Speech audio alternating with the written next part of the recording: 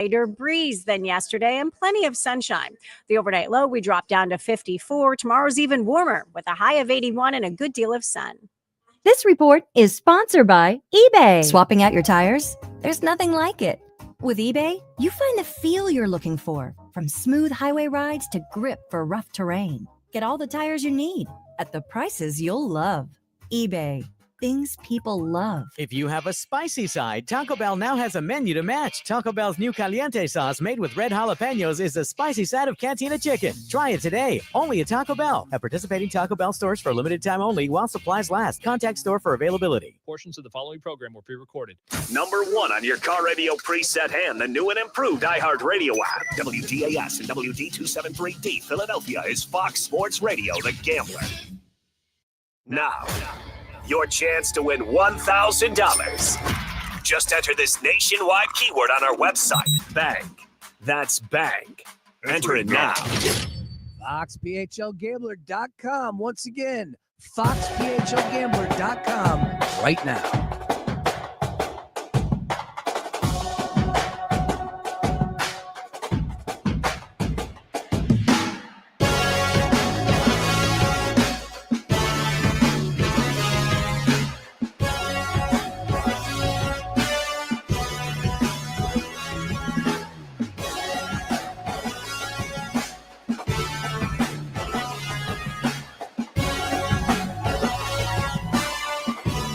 Dorian Finney-Smith, they swing it around. Luka for 3. Timeout, Minnesota. Doncic with 14 first-quarter points. Fine, but it don't matter. We got to win no matter what. If I have 30, if I have 10, we just got to win. This is about players, this is about team, and we just got to win. Yes, indeed. Good afternoon, everybody. Another edition of Daily Ticket coming your way here on a beautiful, absolutely gorgeous Wednesday in the Delaware Valley. I am Sean Brace, riding solo for now. A couple great guests joining me throughout this fine program. We got a lot to discuss, as always. First and foremost, the Phillies last night. My Lord. They ended up losing another one to the Mets. There is some action going on right now. Live action, Tracy. Of course, we'll be all over that. So you don't need to touch that dial. We'll keep you up to date with everything that's happening in the game taking place. Game 3 up at Citi Field. Can the Phillies steal one? Can they finally get a victory? It's been a little while. I kid. It's just a tough pill to swallow when you're losing to the New York Mets, especially what happened last year. First and foremost, nobody needs a reminder, right? Nobody needs a refresher. We all understand what took place at the hands of the New York Mets. And, of course, a tough pill to swallow. And you want to see this team go out there and play a little bit harder, right? You want to see this team play with a little bit more fight. But again, it's April 22nd. I know you're sick and tired of hearing the date when you talk about this baseball team. But, man, I can't do what some other talk show hosts / postgame. You should be embarrassed. And I know that Michael Barkan, it's his shtick. But, isn't that a tired thing by now? To me, when you do a postgame show and there's 162 opportunities, laziness should not be at the top of the page. It's not. That's an opportunity for you to educate the viewer, for you to try new things, for you to have some fun. And that might be all well and good inside the studio where you're like, oh, I'll tell you what, this team is in trouble. Should we hit the panic button? It's April. I don't care. It's April. Like you do it every single year, Barkan. Every single year. Isn't it tired? Like, don't you have some sort of pride? You're on television a lot. You're good at what you do. You know darn well that is a disservice to the fans. And here you are just like, got to get through it. Hour and a half post-game show. It's April. What are we supposed to talk about? If you can't do the gig, step down. Because when you do stuff like that, and it's just the tired minutia that you have constantly thrown out there year after year after year. And Ricky Bo, I know everybody likes Ricky Bo. The same tired spiel between those guys inside the studio. Maybe we need to find some fresh new voices out there. Why is this team struggling? What else can you tell me about? What's on the topic for today as we look ahead to the games coming up? What can they do different? Could they have changed a player? Something, anything other than the whole, this season's over. Like you're Bobby from the shipyard. Instead, you're Michael frickin' Barkan on the Phillies postgame show. And I will tell you straight up, go check my timeline. Because as soon as that game ended, you know it's coming. You know what those guys are going to be saying inside the studio. And credit to John Kruk for simply saying, you guys are ridiculous. My Lord. Essentially saying, Kruk had a great line where he said, I don't know how they're going to make up 3 games with 130 to go. I thought that was great. Sorry to open up, fired up here, but isn't it like, is it tired for you? Like, do you guys not automatically change the channel? Like, I could not change the channel faster. I'll be honest with you. 3 things make me change the channel about as fast as it possibly could be changed. I watch Get Up in the Morning. I do. There's not much on at 8 a.m. I think Greeny does a good job, although he has his flaws as well. He does a good job, good voices, good opinions, good questions. They keep it moving. It's a fast 2 hours. But immediately, when Stephen A comes up next, and you just hear him. Just say it, Jay. And what I would ask you is do me a favor. Stop telling us what you find interesting and just tell us what you feel. As soon as I hear that voice, I'm in the studio. And Stephen A. Smith, first take on your television screen. I'm out. Boom. Change the channel. I'd say Stephen A. makes me change the channel at first take at 10 a.m. about as fast as I possibly could. A-Rod, for all things MLB, it used to be a little bit quicker. It used to be a little bit faster on the trigger. Not so much anymore these days. Maybe I'm getting a little soft. I don't know. Everyone's starting to like A-Rod these days. I think he's a complete fraud and one of the worst humans that we have elevated to being on our television screen to the point that he represents multiple networks when it comes to baseball. Just blows my mind. In the Phillies postgame show after a loss in April, June, July, August. Like, we're not asking you to get on the television after a game where the Phillies lost the way they did in game 24 of the season and to break down how, like, this is catastrophic. And I don't know if this team is going to be able to get in front. Like, no one's asking you to do that. I get it. It's all about entertainment. But can't you just give us a little something different? It's a new year. It's a fresh team. It's a fresh start. Everybody started 0-0 in the win and loss columns. Instead, same old tired spiel. My Lord. I don't know. Regardless, we do have live action moving on here, tied up at 2. We will talk all things baseball with a daily ticket debut coming up at 3:30. Really looking forward. I was talking to you about Colby yesterday. Colby Marchio will be joining the program. The Pickoff is the name of his show that he hosts. A great baseball mind and even better personality. Can't wait to get him on the show to talk some MLB big picture. We will focus a little bit on the Phillies. And I really want to ask him more so about the NL East. The Mets starting pitching lead the league in ERA. That can't hold up. There's no way that will continue, right? Last night, Griffin bleeping Canning held the Phillies to 1 run. We were talking about Griffin Canning before the game started. I had no idea who the hell he was. 5 years in the major leagues, all of them with the Angels, a 4+ ERA. Nobody gives a damn about Griffin Canning, but he steps out there on Citi Field, made those Phillies hitters look pretty bad last night. And again, we're on to the next one. Not much you can do. The Mets are hot. Big picture for Colby is this. Can the pitching continue for the Mets That's one. And two, of course, transition the winning, because they have that vibe about themselves like they did last season. And I know everybody collectively, all of us together, we're saying the same thing. No way the Mets will make this run. No way the Mets are going to beat the Phillies. And then it happened.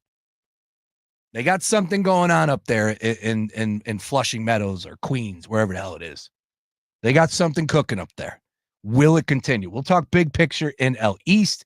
We'll talk some big picture as far as division races are concerned, some early conversation as far as awards are concerned, and we're going to have some fun with Colby. Looking forward to getting him on the show at 3:30. And then at 4 o'clock, ladies and gentlemen, it is that time. The NFL Draft Round 1 tomorrow night. Green Bay, Wisconsin, Lambeau Field. Drop the pen. Number 1 overall pick. Pretty sure we know that's going to be Cam Ward. After that, your guess is as good as mine. Travis Hunter, I assume, will be going to the Browns. Abdul Carter, I assume, will be going to the Giants. However, Lee Corso style, not so fast. Ashton Genty is the real deal. Whether you want to believe it, you want to believe that, he ran down the throats of Mountain West opponents. I don't see it. The running back position, you can't take him top 5. That's no longer here nor there. Ashton Genty is going top 5. Who will he end up with? That's the question. I believe there could be some teams out there that are saying to themselves they have to have that piece and therefore might work a deal with the New York Football Giants for 3rd overall. I think that is on the table. Of course, I'm not an NFL insider. This is being said, but I believe that when there's smoke, there's fire. You have to follow the noise at this time of the year. I get it. Maybe not so much 2 weeks ago. Maybe not so much last week. But right now, the day before the NFL draft, this is the time when you start putting the information to the page and start doing a little bit of addition or subtracting. And maybe not so much from the gambling perspective. I don't care. We can't gamble on the draft here in Pennsylvania. I'm gonna have to ask Governor Shapiro. I'm doing something with him at 5 o'clock on his Instagram Live. How about that? Hanging out with the Gov today. Big deal over here. I'll tell you a little bit more about that, but we might have to kick the tires on that and when we can get some changes. If you are an online poker player, trust me, you're going to want to hear what Governor Shapiro has to say coming up at 5 o'clock on his Instagram Live page, where I'll be in this studio right here joining the fine governor. So with that, I don't really pay too much attention because we can't wager on the NFL draft. I'm not going to get too crazy as far as, odds. And if I can't wager on it, sorry, I'm selfish. There's 100 other things that we could wager on together. That's where I put my time and energy.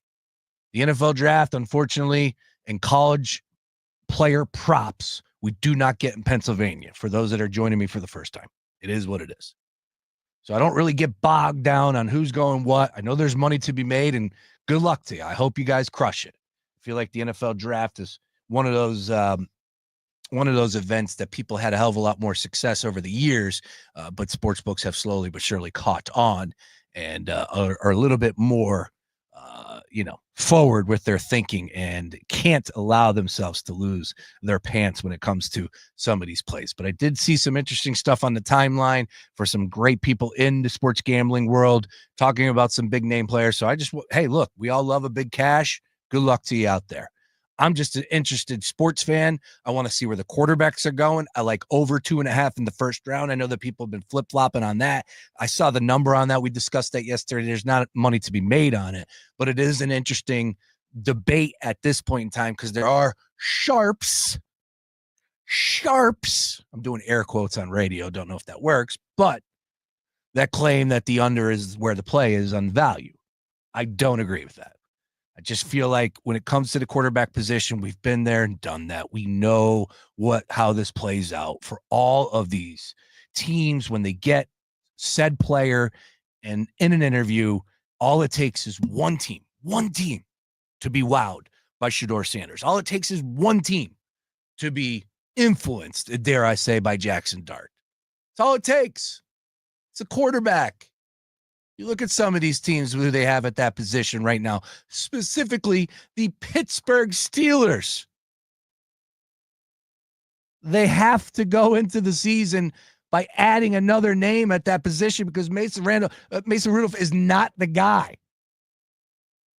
Mike Tomlin knows that. Steeler fans know that. The front office knows that. So what are they going to do? Rumored today, Diana Rossini from The Athletic said potentially Kirk Cousins could be on the move. I think that's a huge upgrade for the Pittsburgh Steelers. Is it good enough to win them a Super Bowl? Or would they be better than Russell Wilson last year?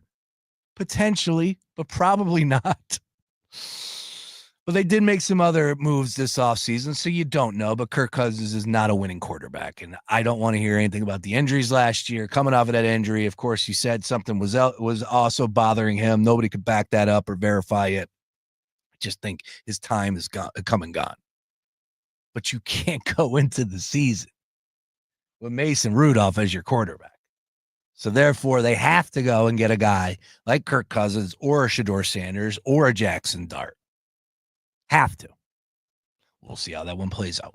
Again, 4 o'clock, we got Mark Henry Jr. joining the party. Can't wait to talk to Mark and Colby both today. Great guest. And oh, by the way, NFL draft discussion rolls on at 5 o'clock in-house with Ryan Beefcoil and Nick McClay coming your way with Bending the Edge. They go big picture on the draft. I caught it last night. Great conversation for both of them. Nick McClay, a really, really shining star when it comes to all things NFL draft. Great to have his coverage. And, of course, Beef is locked in on all things college sports across the board. That's coming your way at 5 o'clock. Let's open up, though, 15 minutes into the show, though. I apologize. I didn't expect myself to be ranting about Barcamp, but it bothers me.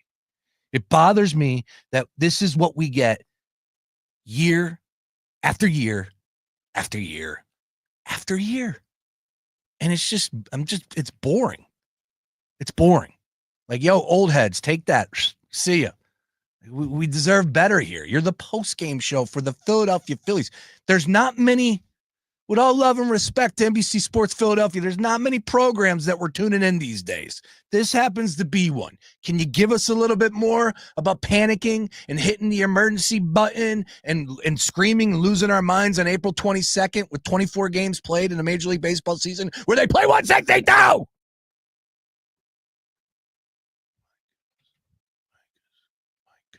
My Lord. Thank you. Smooth transition over to the NBA. 3-0 last night. Let's not bury the lead, baby. 3-0 ATS. Where do we start? I want to open up with the Lake Show. First half, Luka led the way. I believe he had 14 in the first quarter. He finished with 31. He was an assist shy of a triple-double. He's now averaging 34 points per game, albeit 2 games in the series. Still, though, how the hell do you trade him? I kid. Nico, what's the matter with you? When you're watching the game last night from the Lakers' perspective, right? Because you knew they were 6-point favorites. They lost. They got the doors blown off them in that game one. Just pride was going to show. And all in all, you have LeBron and you have Luka, 2 of the greats. I just felt like they were going to lead the way. A little bit of a sway from the officials' whistle, possibly home court, home advantage, home cooking in game 2. And oh, by the way, you do have a young team in Minnesota to a point that could look at that spot after taking game 1 and saying, mission accomplished. First quarter, I absolutely felt that way. The Lakers led by 19 points at the end of 1. Thought to myself, start the bus. I know we don't talk like that, like this when it comes to an NBA game, but this is an absolute slammer of a victory through 1 quarter. Cash the ticket. I'm going to bed. And for the most part, it was an ugly game. The Lakers led by double digits all the way through until the end. But from the perspective of going into that game with the thought process of that the Minnesota Timberwolves were looking at it like mission accomplished, stealing game 1. Am I correct with that take in your mind? Is that how you saw the game play out yesterday? Because no doubt about it, we saw a team that was more physical after game one. We saw a team that was more mentally prepared after game one, more ball movement after game one. Luka did his thing, no doubt, but you had Austin Reeves getting involved. You had other players, Finney Smith doing his thing for LeBron. It just felt like in that first half specifically, no doubt, that the Lakers were far and away the better team, and they're not going to lose a game from here on out. That wasn't the way it played out in the second half. What happened in the second half is the question now we have to ask ourselves when it comes to wagering on games 3 and 4, because it is taking place in Minnesota, so that's an extra layer into this.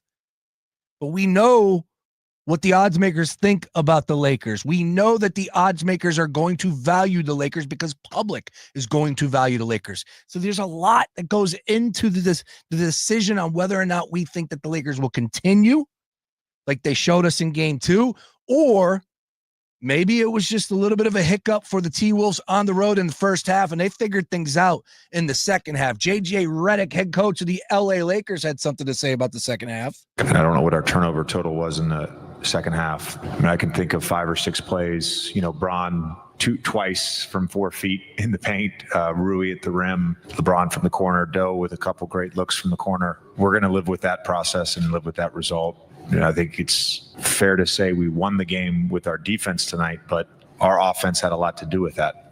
Especially in the first half. No doubt about it. Luka finished with 31. LeBron finished with 21. He went down the list of a few names there. Reeves only got 16. I thought he finished with a little bit more, but he was 0 for 6 from downtown. Again, when it comes to wagering on this series, all tied up at 1 apiece, I'm going to get the numbers from DraftKings Sportsbook right here, right now. This is the question, because this is the big time series. As a sports fan, I was texting the Gambler Gang last night, begging that the Lakers advance. We can't have the Lakers losing in this first round series.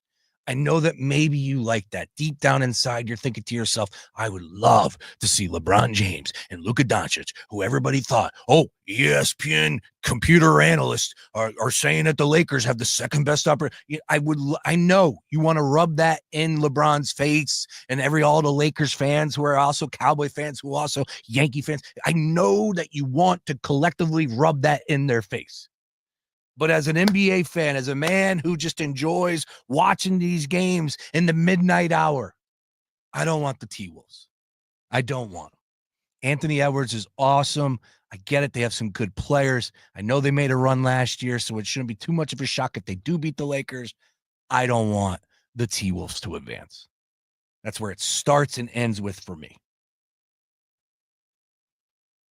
Right here, right now, on Friday, game 3, Lakers are 3-point underdogs.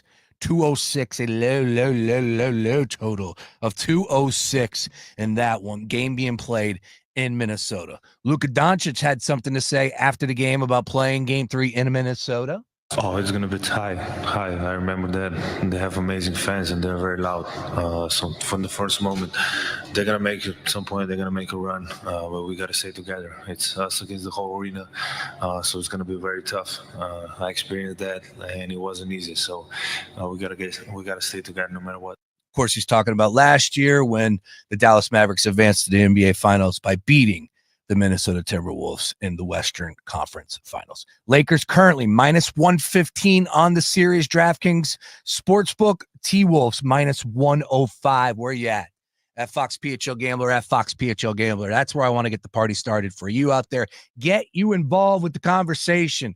Lakers, Timberwolves, all knotted up at 1 apiece. Do you agree with me that from the sports fan's perspective, the average Joe who's tuning in at the midnight hour, yeah, we need the Lakers to advance, especially potentially for those second-round matchups and so on and so forth, 100%. Or are you one of these minority folks where you're like, or someone in the minority, let me change that around, not a minority folk, excuse me, someone that's in the minority. Let me change that up real quick, button that up, clean that up nicely. Back to earth here. What I would say is, are you in the minority with the take that, no, I want to see LeBron James lose first round here? Clearly, it looks like LeBron is running out a little steam at the end of the season. Game 1, that was very evident. Last night, not so much. Kind of got out of the way. Luka's going to get his. I did expect just a little bit more from LeBron, just a little bit, but man, we have to be honest with our assessment. He is up there in age, and it is late in the season. So tired legs could be an issue at this point in time. We'll see what happens. Game 3 coming our way, of course, Friday night. Get involved in the conversation at Fox PHL Gambler. That's the start right there. Your thoughts on the Lakers series. Where do you stand? -115 for LA to win. T-Wolves -105. Again, 3 games total last night, and your boy cleaned up 3-0. Documented right here on the Gambler Daily Ticket yesterday.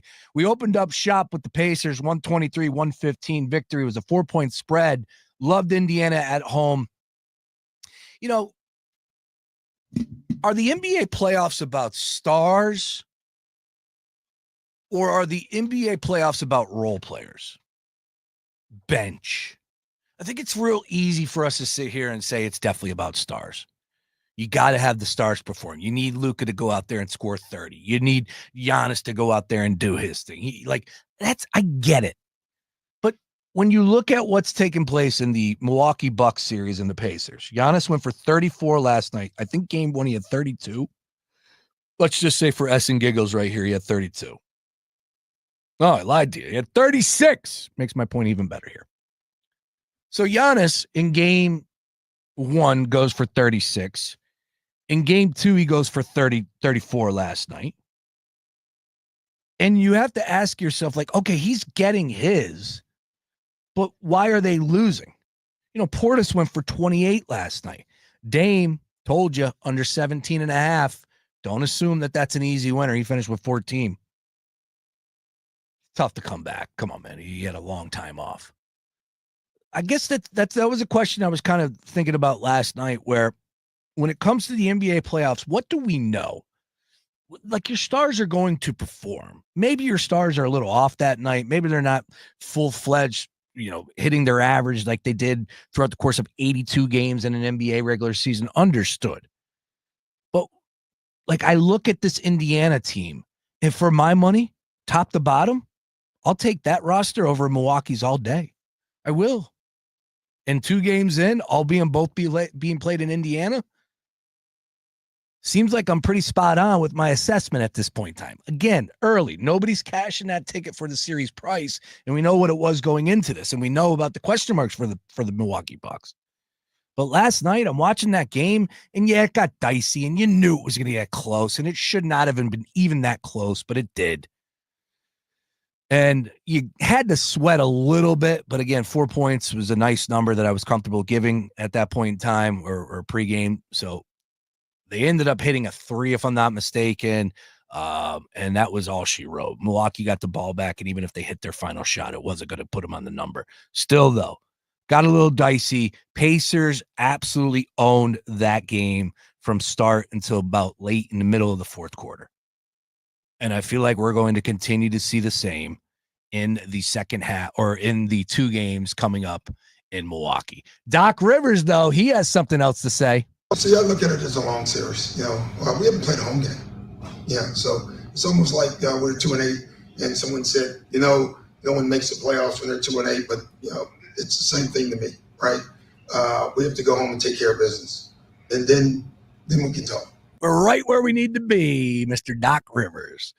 All right, again, and then last night from that game, again, I'd love to know your thoughts as far as the Bucks and the Pacers series, game 3 in Milwaukee. As far as the series price right now in DraftKings Sportsbook, yeah, it's pretty heavily swayed towards the Pacers at -500, Bucks +370. I'm sure Doc Rivers believes that he can come back and win this series. For my money, it's the Pacers advancing, and I love that. And then last night, again, start to finish, just 2 different tiered teams between Oklahoma City Thunder and the Memphis Grizzlies. That game was ugly from the beginning, and the Grizzlies, or the Oklahoma City Thunder, covered the number, as we said. So that was an easy victory there. A little bit of a sweat as far as the Pacers were concerned. And the Lakers, I thought they were going to end up winning by 40, but it got a little tight. Still, though, they ended up covering the number with the 9-point victory, and it went off at 5.5 at tip-off.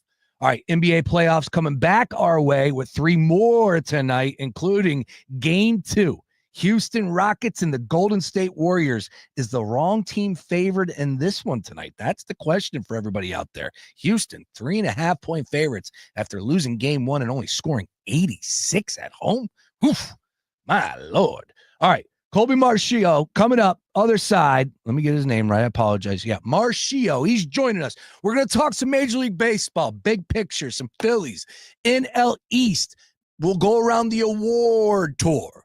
Maybe a little early look at the MVP from both the American League and National League. And what we'll do is we'll remove Judge and Ohtani. That's my favorite way to pose that question. Remove Judge and Ohtani from the conversation. Who's so far, 25 games in, his front runner for all things MVP in both leagues. As I said, Major League Baseball, aficionado, professional sports wager, and more. Colby Marchio joining us on the other side right here in the Daily Ticket. Do not go anywhere. More of this. Fox Sports Radio, The Gambler. Now, total traffic for Philadelphia. Busy on 95, northbound delays Vine Expressway up to Bridge. The Vine Expressway westbound backed up 95 to the Schuylkill. Westbound Schuylkill, Jan, University, Teacher Board, and Boulevard to Belmont with crash on the shoulder. Eastbound heavy Montgomery Drive to South. Iron-Tutela total traffic. This report is sponsored by Rapid Radios. Rapid Radios are instant push-to-talk walkie-talkies offering national LTE coverage and no subscription ever. Perfect for instant contact with an aging parent. For a limited time, go to rapidradios.com and you'll get an extra 60% off, free UPS shipping, and add code RADIO for an extra 5% off. At Randall's Restaurant in Cherry Hill, New Jersey, we offer a high-quality dining experience that's upscale yet approachable, with a blend of American classics with unique flavors and a welcoming setting for any occasion. You can enjoy an elegant dinner or a casual night out. Join us this spring for outdoor deck seating with scenic views and live music, and enjoy the perfect spot for your 2025 graduation party. There's always something new to enjoy in a welcoming environment that makes you feel right at home. Visit randallslegacy.com to make your reservation today. That's randallslegacy.com. At DraftKings, we're all about responsible gaming. Sometimes you got to know when to hold up. There are no locks or sure things, so know when to fold up. It's more fun when it's for fun. So play responsibly. DraftKings, the crown is yours. Gambling problem? Call 1-800-GAMBLER. In New York, call 877-8-HOPE-NY or text HOPE-NY 467-369. In Connecticut, help is available for problem gambling. Call 888-789-7777 or visit ccpg.org. On behalf of Boot Hill Casino and Resort, Kansas, 21 plus, age and eligibility varies by jurisdiction. Run a business and not thinking about radio? Think again. Because more people are listening to the radio on iHeart today than they were 20 years ago. And only iHeart Broadcast Radio connects with more Americans than TV, digital, social, any other media. Even twice as many teens than TikTok. And that reach means everything. Just think about the universal marketing formula. The number of consumers who hear your message times the response rate equals the results. Now let's get those results growing for your business. Radio's here now more than ever, and iHeart's leading the way. Think radio can help your business? Think iHeart. Streaming, podcasting, and radio, where the reach is real. Let us show you at iHeartAdvertising.com. That's iHeartAdvertising.com. Or call 844-844-iHeart. One more time, just call 844-844-iHeart and get radio working for you. Paying rent can feel like throwing money away. And when you're spending so much, it can be hard to see yourself buying a home. So Rocket Mortgage is helping you put your monthly rent towards home ownership with Rent Rewards. For the first time, save up to $5,000 off the cost of your first home just by paying rent.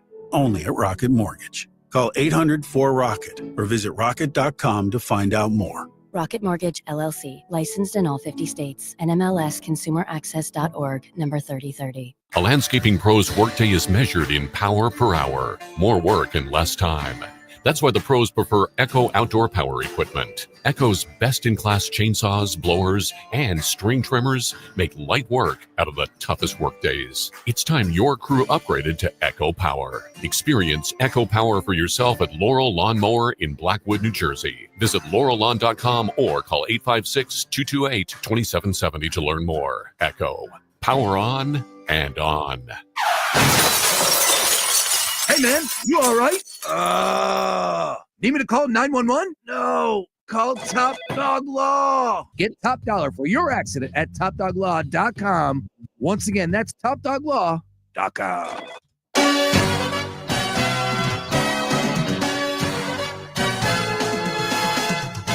Oh, Oh, yes. Joining us right now, Gambler Stream, not wasting a minute. So excited to get this gentleman on. He popped up on my timeline and hasn't left. And that's a good thing for all of us, damn it. Colby Marchio joining us right now in a daily ticket, talking some big picture Major League Baseball. Colby, how we doing today, man? I'm absolutely fantastic. I'm glad I have someone finally to match some energy. I hate being the Energizer Bunny for every show I go on. No, I'm just kidding. People have their own version. You and I have very similar drives. It does not stop. I felt it through the text message. I was like, this guy's awesome. I like this guy. I love it, dude. All right, look, we got a lot to discuss. Of course, we do have some live action right now. Castellanos just got thrown out at home. Bases loaded, 2 outs. I wasn't able to really pay attention too deeply to it, but Casty got mowed down at home. I believe Juan Soto threw him out, a matter of fact, too, as well. Tight, really close, but we're still all tied up at 2 apiece. Alvarado in for the Fightins at this point in time. They got to find a way to win a game up there at Citi Field right now, Colby. It's tough sledding for these Phillies and, of course, with the Mets. I want to start there with you. Actually, hold up. Timeout. Give me 20. Let's get a little background on you. Where are you from? How did you get into this world of content creating? And, of course, the Major League Baseball love. Where did that come from? Now, before we get into any of that, I just want to say for the listeners out there in the Philly area, in honor of being on a Philly show, you bet your sweet bippy I put a home run bet on live for Kyle Schwarber to hit a nuke in his next at bat. So that is for everyone out there. If it cashes, it cashes. If it doesn't, we move on. The day moves on. We go on. We're here to have fun. You already hit earlier today. You already had a winner. If every bet was like that, we would all be rich. But Damn we're right. never here to get rich. But my background, I live in Chicago. I've been in the state of Illinois my whole life. Been downtown since I went to DePaul. 2-time alum, humble brag. There you go. Go Mons, always go Mons. I worked for Live on the Line for 2.5 years on Bally with Brad Evans. I worked on behind the scenes. I got to go on a couple of times on the show. That's really, I always joke. I talked to him earlier. I tell everyone that I went to the school of Brad Evans. That's just, I love Brad. He's the absolute best. Basically, that show was where I was like, I could do this. I podcasted throughout my college career. Had a podcast for 3.5 years. We had 140 episodes, something like that, on and off. I love doing this. I love to talk. Do I like hearing myself talk? No, I will not listen back to this because let's all go throw up on ourselves, shall we? I love this stuff. It's not work. It will never be work. It's fun. I've been betting on baseball full time, I guess you could say, since 2023. So really 3 years full-time betting it every single day. The grind never stops. I love betting on it every single day. There's nothing like betting on baseball because of the value. It's unlike every other sport out there. I will have a card of 10 plays, all worth plus money. We could win 3 of those and still be looking great. But I also love college basketball. I have to be nearly perfect. I got my rear end destroyed this year in college hoops. So baseball is near and dear to me. A website that is near and dear to me is batters-box.com. A friend modeled that website. It is absolutely free to people that need an extra tool out there. Use it. I went up 90 units on the free version. There is a premium version, so if you do want to dabble, I think you will get your money back if you pay for it. But don't pay for something you don't know. Try the free version out. That is my only plug for this show. I don't do plugs unless I believe in it. Yes, I know the owner, and I use it every single day. No free plugs. No free plugs. I'm not getting paid for this. This is a free ad. Free ad. I love it that much. Plug the show, though, the Pickoff, correct? Yes, that is my baseball show over on Betting News. I have a show later today at 5 Eastern, 5 Eastern. I got the time zones mixed up because I'm in Central. Perfect Up your units at 5 o'clock on Betting News and in the morning at 9 o'clock this week because of the time change. But we usually do it every Friday at 10 o'clock Eastern. Nice, dude. Awesome. Well, be sure to follow Colby. We tweeted out a bunch as far as our socials are concerned. You can find him real easy at C_ his last name. That's MARCHIO with the number 2. Why the number 2? Is there a 1? Was there a 1? I created that when I was in 8th grade. Don't recall why. I love it. All right. Yes. And Live on the Line, I was a consumer of Live on the Line. Of course, Brad Evans, but a good friend of mine, Jared Smith. Yes. You know Jared? Love Jared. Jared is the absolute best. I love There you Jared. If go. you're not a Yerfy Nerfy fan, you don't know what you've never bet on fun, but follow Jared for those too. Free ad right there as well. Love Yes. Jared. Love his dog Jackpot. Great name for a guy that lives in Vegas. Incredible dude, man, both on the air and behind the scenes. Love Jared, and continued success for him out there in Vegas. All right, Colby, back over to you, back over to the Phillies. Let's talk NL East. I was surprised to see that the New York Mets at this point in time are leading the major leagues in ERA and kicking butt and taking names with the number that they have. But I'm really reluctant to believe that that is going to continue. However, it's baseball. Crazier things have happened, right? Nobody had the Detroit Tigers making a run what they did last year, still putting up some pretty good numbers this year, so on and so forth. Every year there's a surprise team, player, stat, whatever it may be. Is this the year that the New York Mets put it together with that rotation? I didn't even know who the hell that guy was last night. Shame on me. But they're rolling out there. I got to look his name up again. Griffin. No. Don't even look the name up. Don't even look the name. You don't have to look up the name. I only know Tyler McGill. Outside of that, it's you and I out there. That's it. No names. It's no names or it's old arms. I don't know if it's lazy of me to keep saying this in the month of April and somewhat of March. I definitely said this, but we got months. Yeah. We have months. Let's keep going. We have months. We have until Halloween, really, till it feels like Halloween, to wonder, is this team legit or not? So I really don't. Maybe it is lazy for me to be like, give it time, but there's no reason to pull the panic button. There's no reason to be all in on anybody. There's no reason to bet any futures right now, in my opinion. Just hold on. Give it some time. Let some things go through the hoop. It's April.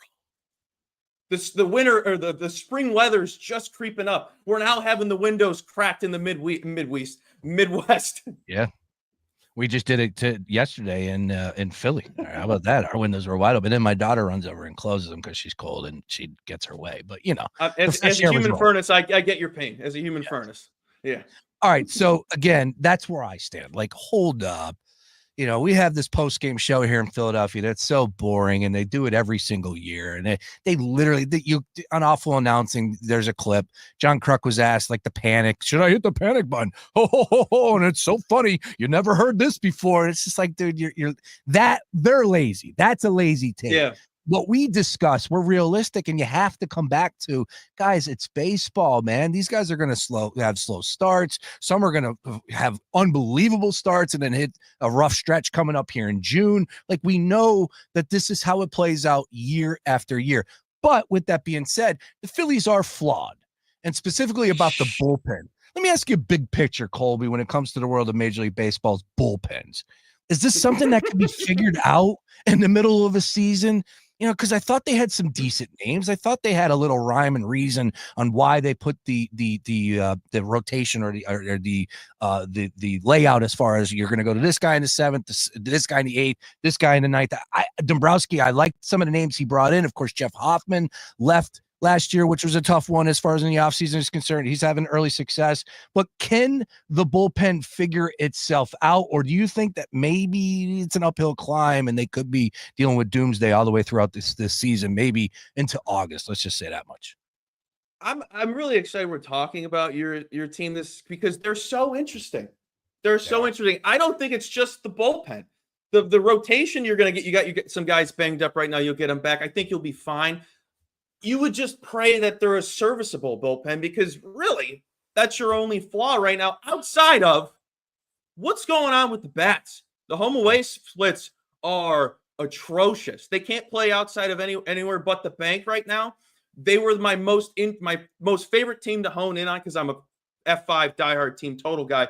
I will admit, know literally nothing about bullpens. Will not know anything about bullpens, because this is just where I handicap and where I look at stuff. I just never look at bullpen. It's because there's more value in the first 5. You know what to expect. You're not going to know who's coming in from the pen from a gambling perspective. But I like that. They were so weird out the gate. They've turned it around somewhat, but they were dead last in first 5 scoring, but then top 5 in the rest of the game in scoring. It was the 6th through the 9th. They were scoring 6 runs a game. That was the most interesting start of the season, in my opinion. Not even just trying to brag about your team, the Phillies. It's just, what are you doing in the first 5 innings that you can't get it rolling? They need to get it rolling. The bats need to kind of wake up. They're kind of waking up. I mean, at home, averaging 5 runs, but on the road, 3.5. That's terrible. Yeah. You can't have that. And it's frustrating, and I get it from the Philly fans' perspective, because what took place last year, right? It's still fresh in our brains, fresh in our minds. We can still taste that terrible defeat to the New York Mets. And for a majority of the season last year, the Phillies were great. And they had that World Series look. They handled the Dodgers when they came to Citizens Bank Park in August. And then, of course, they just handled the Dodgers earlier this year as well. So that tells you all you need to know about that. It's just a regular season series. Not much you can put into it other than that. But all in all, this is a good team. You have really you spend a ton of money on guys like Trey Turner, of course, Bryce Harper, and Schwarber at the top. It should be the wonder years. It should be the wonder years. They're loaded. Yeah, they're really loaded. It It's just – I think maybe the expectations are too high, but they should be that high. You have a heavy top of the lineup. They should be crushing the ball. So as far as the Mets are concerned, and the Braves and the Phillies, those are the 3 teams that will be duking out for the NL East crown. I know you said are we going to see the Braves turn around? Is it time to hit the panic button on the Braves? That's a good question. Dead last, 9 wins, 7 games back. I think they'll turn it around. I'm just being smarty. And I know that the one stat that was being tossed out there is no team has ever started 0-8 and made the playoffs. And I like that from the historical preference. But it's a whole different day and age with the new addition and playoff team. And the Braves are good. They have good players, and they're going to get Acuna back. And right now, there's some bad stuff happening behind the scenes. Strider gets injured. Yeah, it's April. It's April. I hate. We're just rambling about it just to sum everything up. It's April. Is it lazy? Is it lazy? Anyone listening, just let me know. Go on Twitter. Just tell me I'm lazy. But it's April. Why are we going to get ahead of ourselves when we're what are we in the first drive of the season? If this was the NFL, is this the first drive? It's barely the first quarter. You're right about that. No, I guess every question I have for you, just say it's April, and then we'll just keep it moving, and we'll get into some other stuff that we can get to. All right, Colby. So you said F5 is what you get into, but you are a big home run type of prop player as well. Do you how do you come up with your card on a daily basis when it comes to home run hitters? Is it pitching matchup? Is there all sorts of magic that goes into this? So I will tell anyone out there that is like, I just want to hit home run bets. Don't do that. None of my plays do I go in thinking, is this a good price for a home run? Without a doubt. But I like making the videos and having fun with it because it's the most electrifying thing that happens in sports. The home run. It's the best. The home run derby is ruined because we can't appreciate every single one of those. Just saying. Now back to what we were talking about. My rule is if you like somebody to get a hit, if it's a good price, if it's worth paying the price in the juice, if you like somebody to go over their base prop, sprinkle the home run. It's a possibility you're getting a good value. That's if it's good value. If you know what the player's usual worth is, the value is, know that, check it out every single day. You'll find out what the usual is. Like Schwarber's usually around 350, 450 range. If it's higher or lower, that's a gift maybe to some that read it and be like, hey, the books are trying to say it's going to happen today. I don't believe in that. But that's really where it is. It's like, I like this guy. Today, I like Gleyber Torres to go over his bases. I'll sprinkle on the home run because it's 6 to 1 higher, whatever it was that I had today. That's usually what it is. And it's just luck, really. It's gambling. But when the numbers speak for them to have some success, I'm like, okay, they could hit home run today. I don't typically look at the weather, but when I'm looking at Sacramento and Tampa this season, I'm going to be looking at the weather because Tampa especially, they're outside. It's going to be 95 degrees. That ball's going to fly. Especially with the short porch and right at Steinbrenner. What's going on in Sacramento that's caught your attention so far? I like the Athletics. I like the Athletics a lot. Yeah. Maybe they'll benefit from that minor league field. I don't know. But I do have a ticket for them to make the playoffs this season. I'm just very, very happy that they at least look serious. They're keeping Butler. They're keeping Rooker. They're paying guys they usually just let walk, and then they go and shine in other places. Showing me that means you actually want to win, and I don't think there's any Athletic hater out there. So I think we all want to see that team. They're kind of like the Browns of baseball, I guess. They're always bad, but they're kind of lovable. I want them to be good. I've wanted every bad team that I grew up watching and all across sports to be good. Like the Jaguars. Wanted them to be good my whole life for no reason. The Jags. Yeah, that is interesting. Yeah, we have a resident host here that's a a Jags fan, and it's mainly from Trevor Lawrence's perspective. Now, Trevor Lawrence. That's disgusting. Yeah. That's disgusting. Ashton Genty could be the new Jaguar player to possibly go in top 5 pick. Oh, I've stopped paying attention to the draft really because I just like saying people who care about the draft, your team sucks. Oh no. So Chicago fans, hey, maybe we get Abdul Carter. If they get Abdul Carter, I'll say one thing about football. I will fully be back on the Bears. Can't stand the Bears. Well, it's funny you say that because I could not, I barely, it didn't register at all for me, the NFL draft. And it's because the Eagles won the Super Bowl. They won the Super Bowl. See, if your team's good, you don't care. You don't care. Yeah. Who are you going to draft? I don't know. I don't know. We have the brotherly shove. Who knows? Yeah, go offensive line, maybe defensive line. Other than that, let's keep it moving. Wake me up when the season roll kicks Burns. off. Roll Burns. Colby Marchio joining us here, having some fun on a Wednesday. All right, back over to MLB. Big picture. Let's talk about the Dodgers and specifically the NL West, because right now it's pretty jumbled up there. You have a team in the Padres that I thought would be competing. I did take a flyer on the Padres only because of the price. The price was so ridiculous for the Dodgers. So I just said, give me something to root for 162. So I did take a piece on the Padres to win the division. Very small play. But you have the Giants there at 15-9. The Diamondbacks were an extreme disappointment last year. They look like they bounced back. They're 14-9 right now. Is it all fool's gold after 162? Is it going to be the Dodgers at the top? Or is there a team out there out of those other three, the Giants, the Padres, and the Diamondbacks, that you think really will give them a run for their money? I have a future on the Diamondbacks win total. I think it's 85.5. I really like that team. I can't believe they didn't make the playoffs last year, but when your rotation's kind of meh and you give up more runs than you score when you're top 5 in scoring, it's kind of insane. I think they're gritty. I did write down, I think a decent price to look at is the Giants to make the playoffs at plus 145 on some books.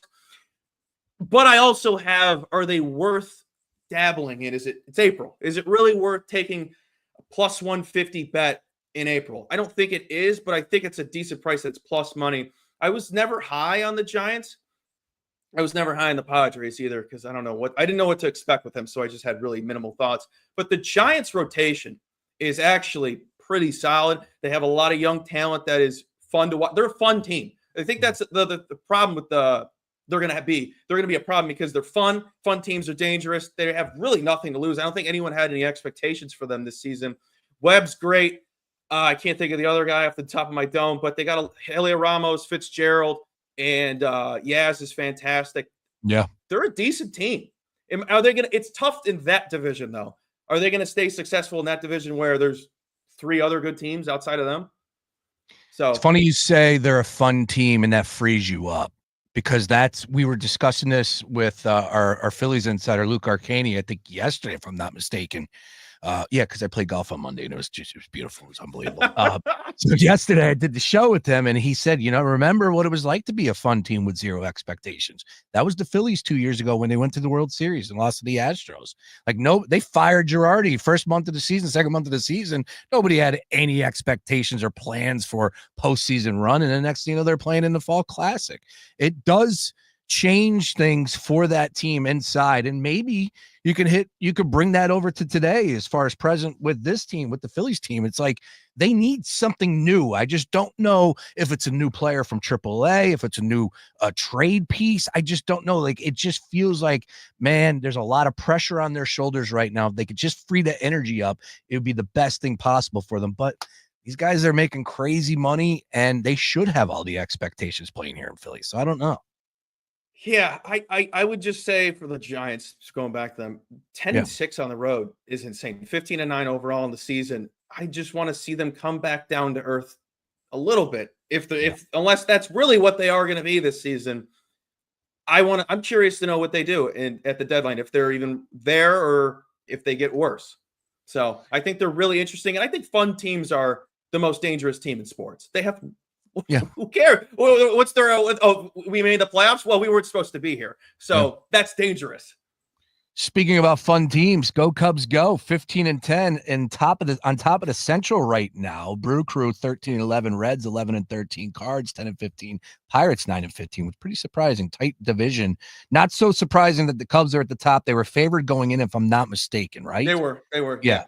Where do you stand as far as the Cubs? What do you like so far? And is this a team that we need to be eyeing up potentially for a little bit of an interesting run over the summer months here? I will be there Friday to watch your boys and them play. So can't wait for that. Can't wait. Never for been that. to Wrigley, man. I'm dying. You need to go. You need to go.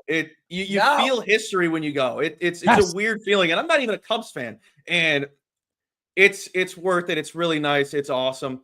I think it's better than Fenway, and I went to Fenway last summer. I didn't get that feel that I got from Wrigley. It's weird. No, but the Cubs playing above expectations, I think, right now. There was a stat I saw. They're just playing well above where they should be right now. I don't think the pitching is there. Obviously, we saw 98 runs yesterday, and we saw 98 runs the other day. I think the rotation is serviceable. The bullpen definitely needs help. Every Cubs fan's complaining about the bullpen. But the offense is electrifying. The offense is fun. I really hope they buy the deadline. I hope they're buying. I hope they become serious because Chicago fans deserve it. They really do. Even though I'm not the biggest fan of all Chicago teams, but when you have one of the best fan bases in sports, you should be buying. You have Disneyland over there at Wrigley Field, and you want to be the cheapest owner imaginable. Oh, that's a typical Chicago owner. But they're good. I was never high on them. I was like, okay, I think the Brewers are a good price to take to win that division, but the Brewers are kind of rocky too. Again, April.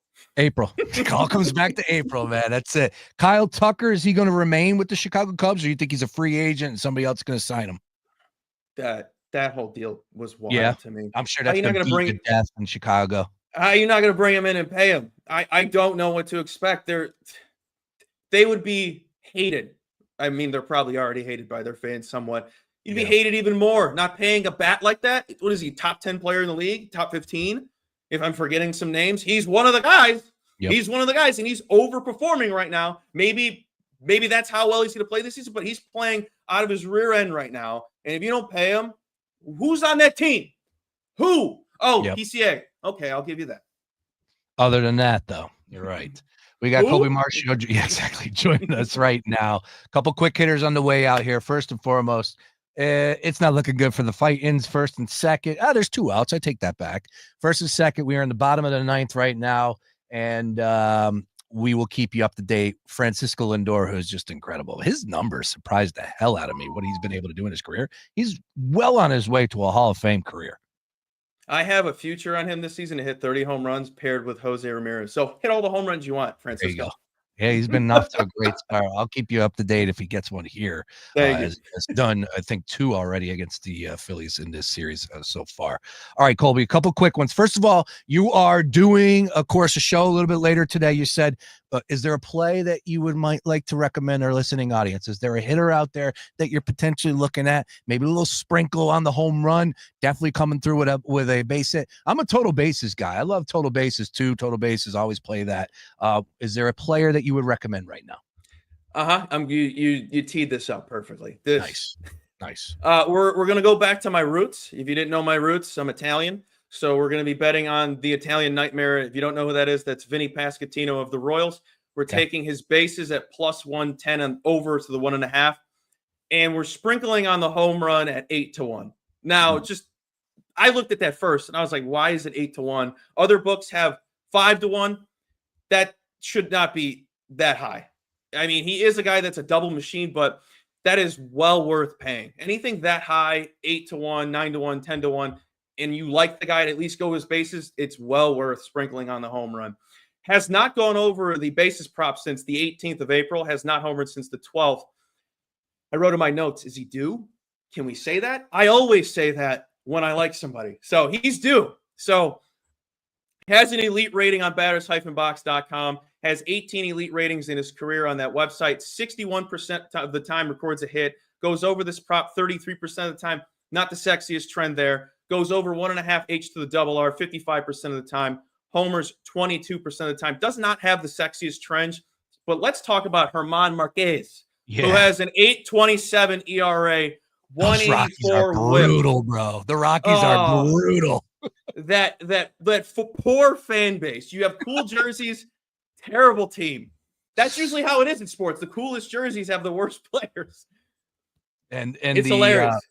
And the Rockies ended up signing what the hell am I? Chris Bryant. There you go. That was the money that they spent all the money on him. And what a mistake that was. Doesn't even want to be there. But there's more to talk about Mr. German. We got to get all to these stats because they're gross. Last 3 starts has allowed 5+ hits, 4+ runs. He has a BABIP of 364, a little bit above average, but he's that bad. So I understand why it's that high. 63% of his pitches are below league value, according to Fangraphs. His average pitch is a -213. That's just not a good pitch at all. He has a poor average hitter matchup ISO, extremely high hard contact, and has a low average hitter matchup K percentage.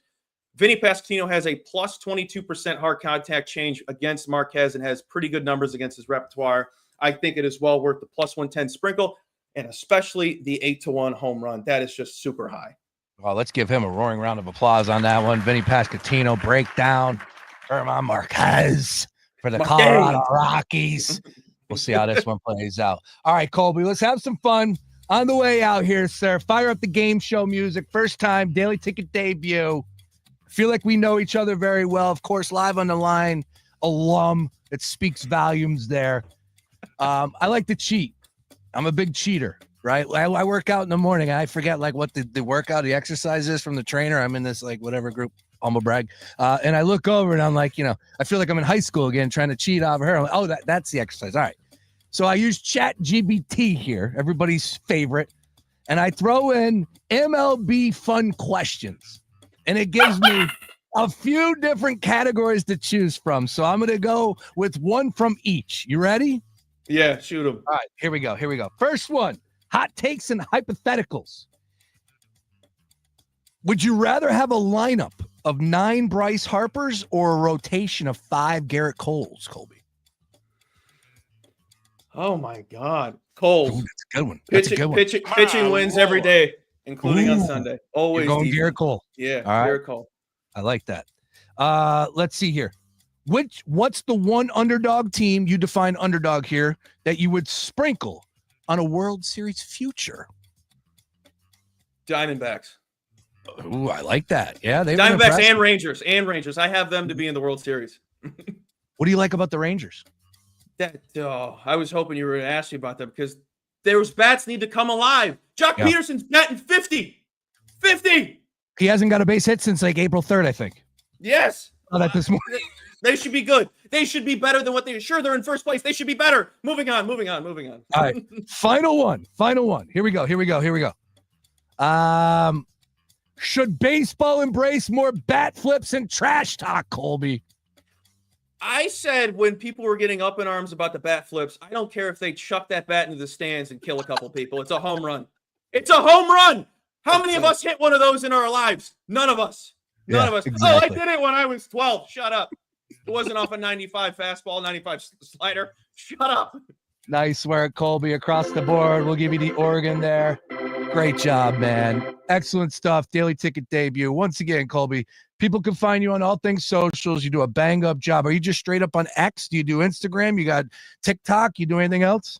TikTok is so tough. I'm mostly, all the content's really on X/Twitter, Same. whatever the cool kids call it. So if you want to follow me on there, come have fun. That's all I want to do. It's betting. We're betting on sports. We're betting on baseball. It's not serious. It's fun. Stop taking yourself seriously. We're not going to win every day. It's fun. It's fun. Except for tonight when Vinny Pasquantino goes yard.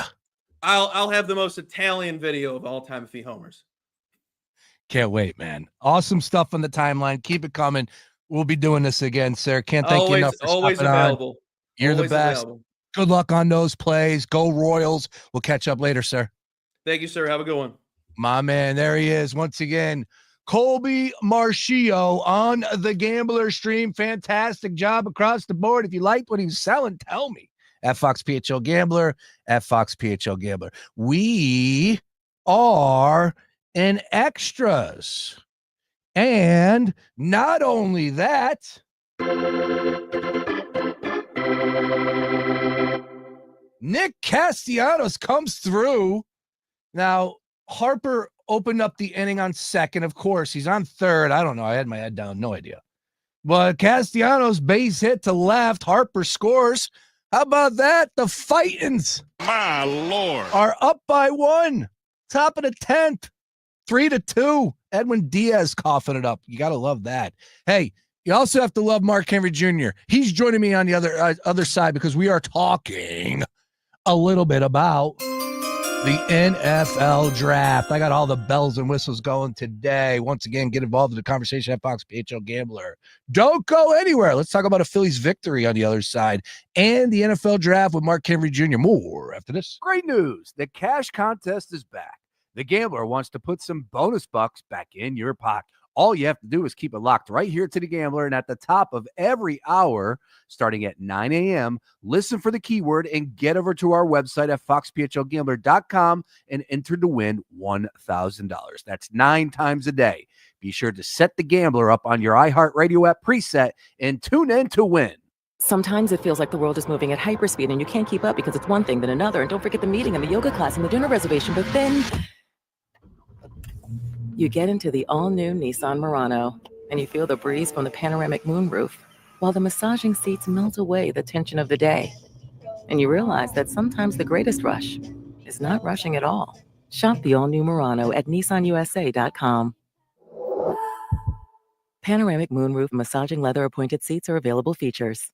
The New Jersey Transit Police Department reminds you that we all need to work together to keep our transit system safe. Your attention is our most valuable asset. If you ride the train or bus, if you live or work near a station, be alert and aware of your surroundings. If something doesn't feel right, it probably isn't. Report suspicious activity to 1-888-TIPS-NJT or text your report to NJTPD. New Jersey Transit urges you to help us keep our transit system safe. Report suspicious activity to 1-888-TIPS-NJT or text your report to NJTPD.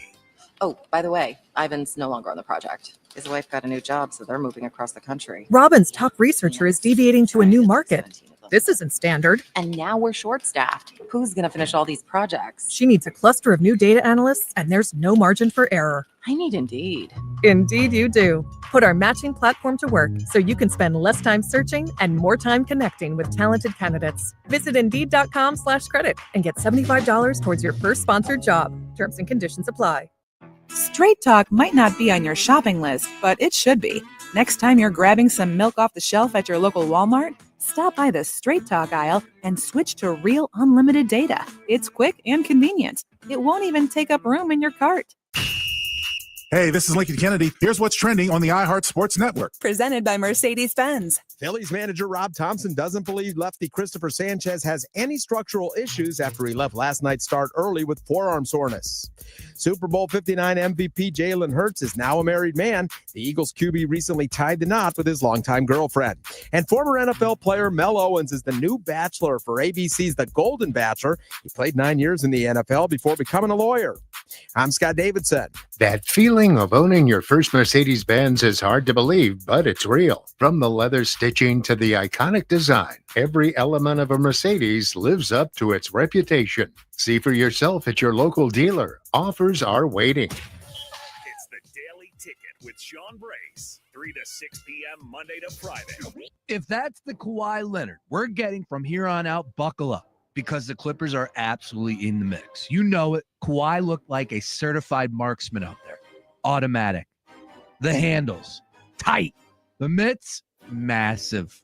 It's like watching a genetically engineered Spider-Man snag everything in sight and bury jumpers like he's on autopilot. We saw it front and center back in 2019 when he was with the Raptors. Right now, the Clippers, to win the West, not to win it all, to win the West is an absolute play you got to have in your portfolio. The Clippers on DraftKings Sportsbook 10-1.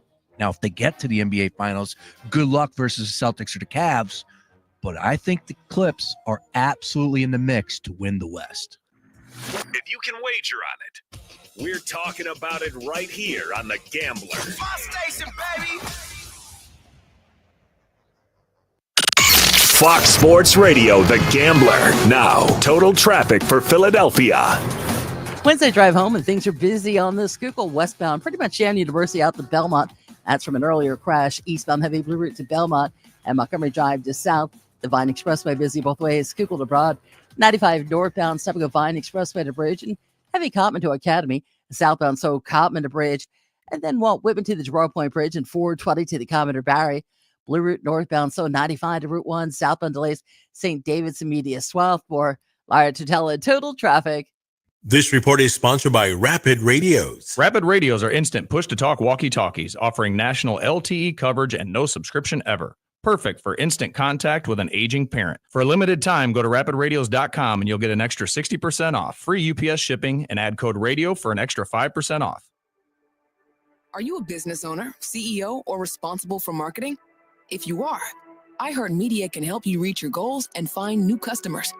We reach more consumers in your target area than anyone else, and we can give you access to those potential customers more cost-effectively across radio, digital, podcasting, and social. We'd love to show you how iHeartMedia can work for you. Get started today at iHeartAdvertising.com. That's iHeartAdvertising.com. Rocket is giving every home one address. Rocket.com, a single, seamless home ownership platform to help you find, buy, sell, finance, even refinance your home. Everything you need all under one roof. Visit Rocket.com today. Rocket, own the dream. Stay tuned to Fox PHL The Gambler for the latest CEOs you should know. Dr. Joelle Mogerman, President and CEO of the Philadelphia Zoo. Comcast Business, powering possibilities. When you're hiring, have you ever felt like you're missing out on meeting great candidates? Well, they're not hard to find when you go to ZipRecruiter. ZipRecruiter helps 10 million people with their job search every day. People who are actively looking for jobs like yours. So it's easy to find the right person fast. 4 out of 5 employers who post on ZipRecruiter get a quality candidate within the first day. Try ZipRecruiter for free at ZipRecruiter.com/free. That's ZipRecruiter.com/free. You know what's better than a limited time deal? An unlimited time deal. That's why the Wendy's $5 Biggie Bag with a Junior Bacon Cheeseburger, 4-piece nugs, Junior Hot and Crispy Fries, and small soft drink is available all the time. Because the best time for fresh, never frozen beef and Applewood smoked bacon is all the time. Duh. I feel like I'm repeating myself a lot. For the best deal of all time, gotta be Wendy's. Unlimited time does not mean forever. U.S. price and participation may vary. Prices may be higher in Alaska, Hawaii, and California via third-party delivery. Fresh beef available in the contiguous U.S., Alaska, and Canada. Number 1 on your car radio preset and the new and improved iHeartRadio app. WDAS and WD273D Philadelphia is Fox Sports Radio, The Gambler.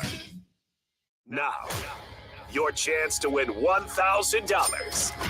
Just enter this nationwide keyword on our website. Check. That's check. Enter it now. FoxPHLGambler.com. Once again, FoxPHLGambler.com. Right now. Wow. Not gonna lie to you.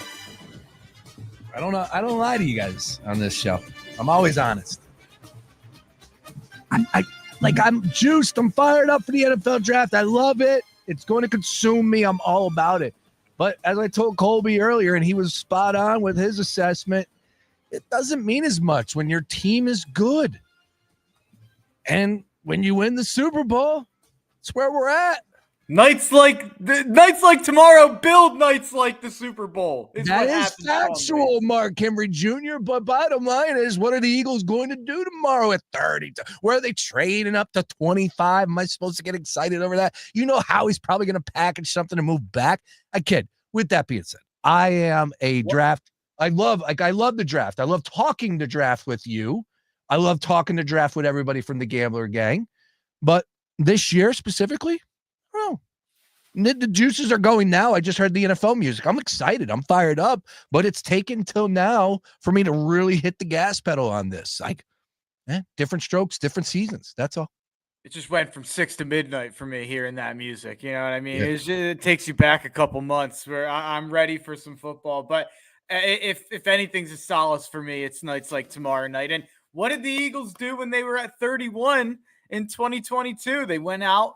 They got Nolan Smith, who then became an absolute pillar of a team that goes and wins the Super Bowl 2 years later. So nights like tomorrow will determine if we can win the Super Bowl in, next year, the year after, and the year after that. And if we can add guys like Lane Johnson and Nolan Smith, and, you get Cooper DeJean in the second round. So I think that there's plenty of opportunity for the Eagles to add pieces to make this run even bigger. And I'd actually argue with this window that the Eagles have with, obviously, you draft Quinyon, you draft Jalen Carter, you draft Cooper DeJean, Nolan Smith, you've got Jalen on offense, Devontae. You have a core of guys that we expect to be here for 5 more years, and we expect to compete for these next 5 years. But we did lose a lot of Milton Williams, Josh Sweat, Mekhi Becton, Chauncey Gardner-Johnson types. The way you keep these eras humming and they don't die out is you keep adding and you keep making good draft picks. And that's what Howie's been able to do to kind of keep this run going. So here's to hoping he can kind of keep doing it. I'm pumped, even though I do think it's a bad draft class. It's I can't compare it to other draft classes because I think we're probably in the same space. I know you can go a little bit deeper into that, but like after the pick 12, like the lottery picks, I think then we're in that no man's land for a lot of us. Maybe it was a little deeper. You saw guys like CeeDee Lamb, Jefferson drafted a little bit late in the teens. I don't know if we're going to see type of those players drafted specifically this year. So maybe that's something that I could eat on that one. But ultimately, like the top 10, I'm really, really fascinated by the quarterbacks. I'm really fascinated by the tight ends. Ashton Genty is an incredible storyline at this point in time. Some of these bad franchises, like what are they going to do? So there is big time storylines, but yeah, first top 10, I'm all in. I'm curious to know how this is going to play out. Let's start with Ashton Genty, because when there's smoke, there's fire. This is the time of the NFL draft season, albeit one day away here, where I think we can start to connect the dots on what's real and what's not. There's still going to be a lot of dumb stuff that is being put out there. Teams are going to be trying to, fool you into possibly thinking a player that they're after, whatever it may be. But you're starting to see a lot of these NFL insiders come to the table now saying, nope, this is what I'm hearing. This is what I'm thinking. I saw Peter Schrager put his out this morning, and he was one of the first ones, albeit you were saying this yesterday, Ashton Genty to the Jags, as a matter of fact, 2 days ago, if I'm not mistaken. But now it seems like that could be the case. Also, there are people out there saying that potentially the Giants could trade their draft pick at number 3 overall. And therefore, I think a team would want to move up because they can get Ashton Genty. Do you think I'm a little over the top? Is he as good as advertised? Should teams be viewing him as that piece? Where do we stand on the Genty conversation right now, Mark? To me, he's even better than advertised. And I'm not the kind of guy who gets carried away about running backs. I was saying I thought Saquon went way too high when he got drafted 2nd. I thought Bijan went way too high when he got drafted 8th. Jahmyr Gibbs thought he went too high when he went 12th. I always cringe a lot of the time, and I think I'm guilty of it sometimes as well, when we draft experts love to call guys generational. We love to say, oh, well, this guy's a generational prospect at that position. And there was a lot of that with Bijan Robinson. There was a lot, big time. And I pushed back against that. I had Bijan Robinson ranked 25th overall that year. Mark, one of the very few times in my life I've had an opportunity to speak to an NFL real scout. He was scouting the Southwest, if I'm not mistaken, because obviously Bijan went to Texas. He was the Eagles Southwest scout. There's only 6 of them on the team. And he said he's been doing it for 6 or 7 years, maybe a little bit longer than that, I believe. And he said he was the best prospect he's ever scouted, he's ever laid eyes on. Yeah. And there was a lot of that. There was a lot of people saying that, and he went 8th, and some people thought he should have went higher. I forget where the Eagles were that year, where we were drafting. I think that might've been the year we were 13 and we traded, or that might've been the Jordan Davis year. I'd have to go back and look. I'm bad at connecting players to other players in certain drafts sometimes at different positions, but I pushed back against that at the time because in my head, I was like, I think that there's possibility for a much better running back prospect than this down the line who hits every box, and you're not projecting pass catching. You're not projecting pass protection. And here we are. Like, I am the one who pushes back against the generational tag a lot. Ashton Genty is why the generational tag exists. He reminds me of guys like Maurice Jones-Drew, LaDainian Tomlinson, like guys who I grew up on, and at his size, I've never seen someone move the way he does, break tackles the way he does. He had, obviously, we all know it, he second place for the Heisman this year, had an unbelievable season. I think looking down the line, I think we will look back on that as one of the great robberies in the history of individual awards. But he had 375 carries for 2,595 yards and 29 touchdowns, and he had 23 catches. But if you combine the two, it's not like this is a 1-year wonder and this is something where he just popped up and had this huge year. Let's take the 2 years previous to that, 2022 and 2023. He had 2 less carries combined over those 2 years than he did in 2024. He would have had 2,165 yards with 21 touchdowns and 61 catches over those 2 years. So he showed his first couple of years an even kind of higher proclivity to catch the ball out of the backfield. And go and look at it. When he played Penn State, had a couple pass protection reps against Abdul Carter, where he didn't get, stood up and held, he's 5'8", and he held his own against Abdul Carter in the backfield. This is a guy who, when I think he steps in the league, I think he's immediately the third best running back in the NFL behind Saquon and Derrick Henry. And by the way, I wanted to say this, Bijan, I probably was too low on him, to be honest. I had him 25th overall. He went 8th. He's probably a top 5 running back. Now, is he generational the way that I think people made him out to be? Not yet. Maybe, next year with Penix, maybe he explodes and becomes that. But I think Genty's the type of guy who I think if he's drafted to any of the teams that should take a look at him, New England at 4, Jacksonville at 5, Vegas at 6, maybe Chicago moves up from 10, maybe Dallas moves up from 12. Any of those teams take him, he's a top 5 pick in fantasy next year. No ifs, ands, or buts. Maybe in conversation to be the number 1 overall pick in fantasy. Really? Genty that?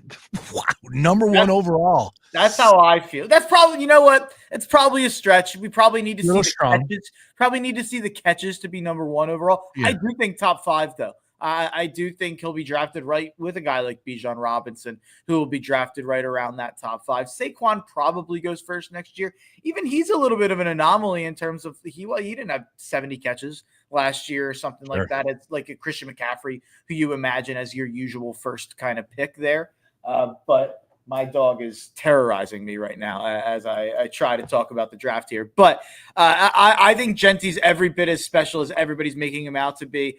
I think there's a ton of teams that should be desperate to take him up at the top. Chicago and Dallas are 2 teams that trading up for him, I don't know if it's the smart play. A couple of years ago, I think I would have scoffed at trading up for a running back.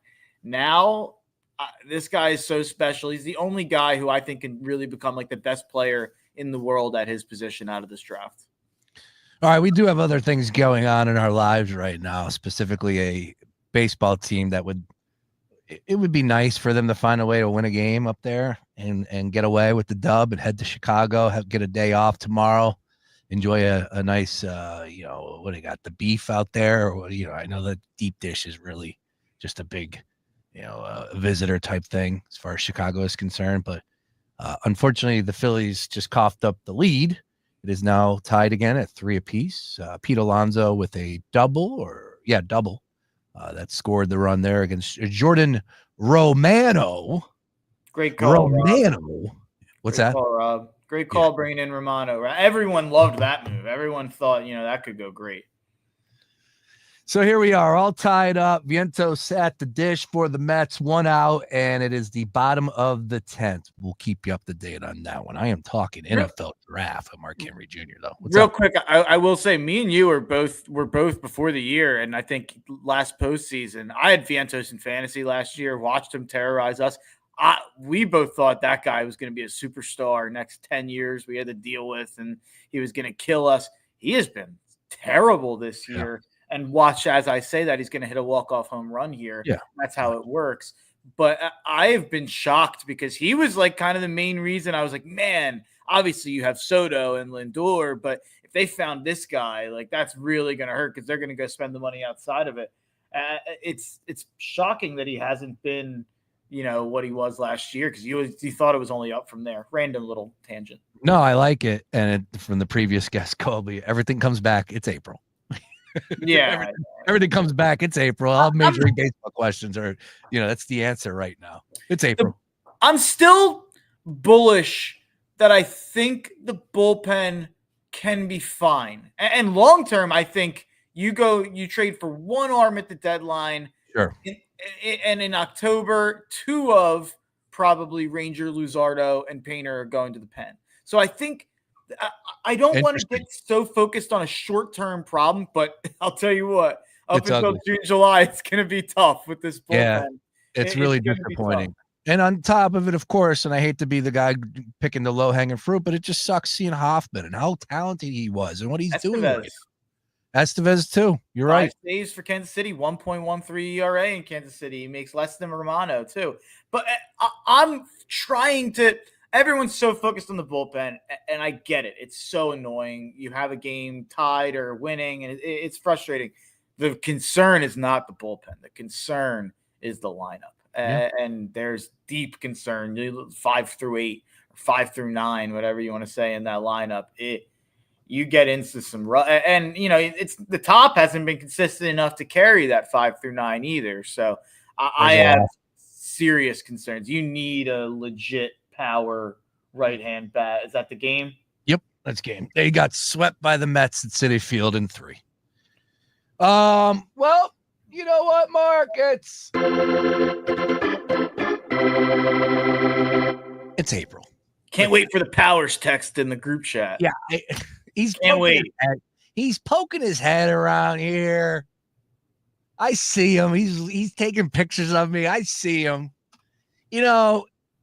It's fun when your team is good. That's all I'll say. So he's enjoying it. God bless him. But he texts the group. It's filled with nothing but there's 14 of us, probably 8 active, and every one of us are Phillies fans. And then the one Met. Here we go. Whatever. It's Powers. We love him. It is what it is. With that being said, by the way, with that being said, you want to see some fireworks tonight, or whenever Nick Picone airs it.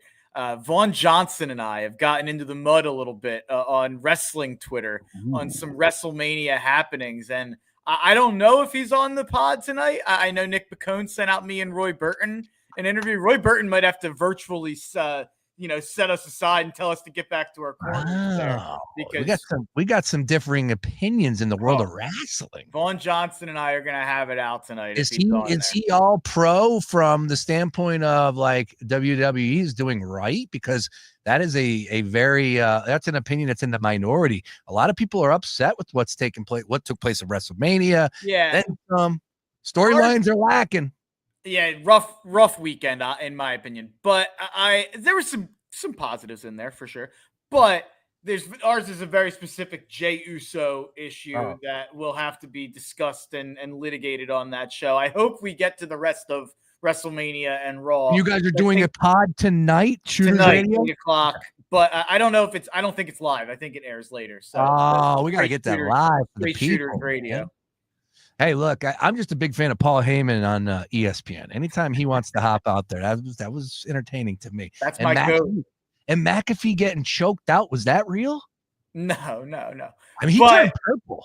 I don't know if you've ever seen how aware are you of ECW, Sean Brace? I love ECW. Back in the day. You know that was Paul Heyman. He was the Vince McMahon of that company, right? Sure. I didn't know what level, where you were at with that. So that's Paul Heyman. Like, Paul Heyman's a god to me, being the South Philly ECW wrestling promoter who, spilled blood down in Swanson and Rittner. And so I love Paul Heyman. So the fact that Paul Heyman's like crossing over to the mainstream a little bit, like, pardon my takes, talking about Paul Heyman going on McAfee and all the stuff he was saying about, Club Shay Shay.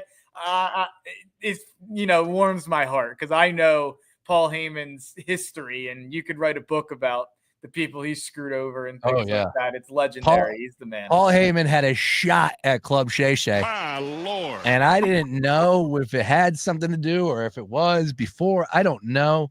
But I will say this, Shannon Sharp, I don't know when the addiction for Shannon Sharp happened for everybody across this country. Like, I always looked at Shannon as entertaining when he was an NFL player. We all remember him picking up the phone. He was one of the great tight ends. Of course, won multiple Super Bowls. Yeah, Ravens and Broncos. And I was a huge fan of the Sharps. I had him a poster on my wall. Shannon and Sterling Sharp Attack way back in the day. But I can't believe what is being said about this dude before this case and everything like that. But the $100 million podcast, I have people that talk because he has, that podcast is available through iHeart, I believe. Don't know anymore. Move forward. But one more time. My Lord. People were like, I want to advertise with Shannon. I'm like, really? I don't know. He's entertaining, but I'll tell you what, in the last 2 weeks, I am so done with, and to the point that I feel like I need to mute his name. We need to calm it down a little bit. Hey, this guy, what's going on? All of a sudden, everybody's in love with Shannon Sharp. And this, like I said, is before the nonsense that just took place on our timeline in the last 48 hours, which is a whole different monster. And if you haven't paid attention to that storyline, do yourself a favor. Google is your friend. We'll leave it at that. My Lord. Yeah. Moving on here. Well, what are we talking about? NFL draft. NFL draft. Give the music. Give the music. Thank you. All right. So Ashton Genty, top 5. Is there a team out there that could trade up to 3? The Giants move back and Genty goes 3rd overall. Yeah, it's Vegas, it's Chicago, it's Dallas. If they're going to get crazy, that's the move. I think if you're Dallas, it's weird. We always talk about championships are built through the trenches, all that stuff. Dallas is you wouldn't think Jerry Jones would let his team be in a situation. They're in need of a weapon. They need a weapon to help out the offense, to get that offense back to being exciting, back to being more than just Dak and CD, and that's it. They have not had Rico Dowdle had an okay season as the running back last year. Maybe you go, I forgot about your Rico Dowdle. I forgot about I'm ready to curse. I'm ready to curse on air. But I'm at. Whether it be Genty, whether it be Omarion Hampton, whether it be going out and getting a wide receiver 2 in Ted McMillan, or even, guys I'm not as high on, reaching on a Matthew Golden. The Cowboys, maybe you get a tight end in Colston Loveland. The Cowboys have to walk out of this with a second weapon for Dak Prescott to feel pretty good about. And if you're Jerry, you go, hey, why don't I trade these next couple first-round picks to go get Ashton Genty? I think that's pretty good. I think you go up maybe 12 and a first next year from Dallas for that number 3 pick from New York. That's a big fall from New York, though, to go from 3 to 12. So it might be more realistic for Vegas. Maybe Vegas gives up a second, maybe a second the year after, or a third, maybe 2/3 to move up from 6 to 3. I think there's no one outside of Genty. Maybe someone trades up for Abdul Carter but I don't know who that would even be necessarily. So maybe the Falcons, maybe the Carolina at 8. I think if someone trades up, it's probably for Genty. Number 1, Cam Ward, right? We all agree. Yeah. He's gone. 2, Travis to Cleveland. Yeah. So 3 is Abdul Carter. The Giants will have an opportunity to grab their guy at 3. But I do believe where there's smoke, there's fire. And there are people saying that possibly some teams are interested in moving up with the Giants at 3 to take, I would assume, Ashton Genty. Could be mistaken on that, but we'll see how that one plays out. Again, he is a hell of a talent. You heard what Mark had to say about that one, so good luck on that one. As far as the Giants, they have a lot of issues, no doubt about it. Specifically, quarterback. Should they go ahead and take a swing at Shedeur? Should they take a swing at Jackson Dart? How do you view those 2 quarterbacks? Of course, everyone's talking about the QB position. We know what's happening at number 1 overall. Is there a huge drop-off from Jackson Dart to Shedeur Sanders, or Shedeur to Jackson Dart in your mind? No, there's not a drop-off from any of them, really, for me. I have Shedeur as my top-ranked quarterback in the class. He's 32 overall. Cam Ward's 38 overall. And then Dart is all the way down at 55 overall. But there's not a big gap for me between 31 to 55 in this class. So Shedeur and Ward got mid-second grades for me. Dart got a high third-round grade for me. Dart's a lot like Bo Nix. It's easy to kind of make that comparison. I think if I think Dart probably owes Bo Nix some money when he gets drafted higher than he should, probably because Nix's success last year probably leads some to believe in Dart a little bit more this year because of the similarities and experience and things in the profile. Shador, I think there's a lot of Geno to Shador. Cam Ward, I haven't landed on the comp for. And my problem with Cam Ward is that I don't know what the elite trait is that I'm supposed to grab onto and say, oh, this guy's going to be a top 10 quarterback. Yeah, Does it have a rifle? Would you say like gunslinger? Yeah, but I don't think he's got like a Josh Allen arm or anything like that. Like I think he's got a good arm. Yeah, he's got a good arm. He's got a better arm than Shador. Yeah, for sure. A much better arm than Shador. But Shador is one of the more accurate passers we've seen, right? He's deadly accurate. He's pretty cerebral in the pocket.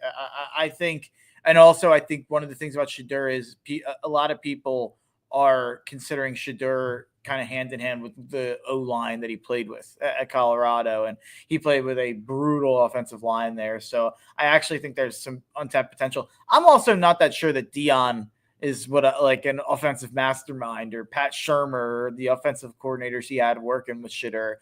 I think that there's probably a lot of untapped potential with Shador given the situation he's coming from. But the way I feel about this quarterback class is I wouldn't be one of the ones as a GM kind of staking my reputation to any of these guys at all. I would say, you know what? We'll get Aaron Rodgers this year. We'll get Kirk Cousins this year. We'll do the short-term stopgap answer so we can kind of draft the quarterback next year. Because I don't think I would want to make the bet on any of these guys personally. Let me ask you this. Speaking of wagering, we got an interesting comment coming from John Russell, who I will get to. Kyle Fisher also checking in. So I'm laughing because DraftKings Sportsbook, I'm not logged in, and therefore I'm getting the odds wherever. Oh, don't get me started. Yeah. What a joke. You don't wager on the draft? I'm pretty bad at it generally. Really?